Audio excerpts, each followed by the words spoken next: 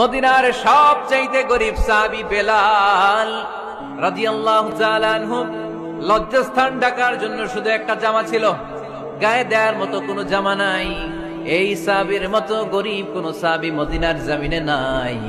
এই বেলাল রাদিয়াল্লাহু তাআলা আনহুকে বিশ্বনবী ডেকে বললেন, ইয়া বেলাল আনফিক ইয়া বেলাল লা তাখশা মিন যিল আরশি ইকলালা। ও বেলাল, আল্লাহর রাস্তায় দান করো, কারণ আমার আল্লাহর ধনভাণ্ডারের কমতি নাই। সাইয়েদনা বেলাল রাদিয়াল্লাহু তাআলা আনহু সবচেয়ে গরিব। শুনতেছেন, বুঝতেছেন? সবচেয়ে গরিব। ডাউন পার্টটা ঢাকার মতো একটা গার্মেন্ট ছিল, একটা কাপড়, এটা পেঁচায় আসতো, নামাজ পড়তো।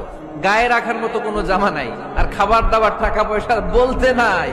ওই সাহাবীর বিষ্ণু ইসলাম বললেন, আনফিক বেলাল, বেলাল তুমিও দান করো, তুমিও দাও, দানের হাতকে প্রশস্ত করে দাও।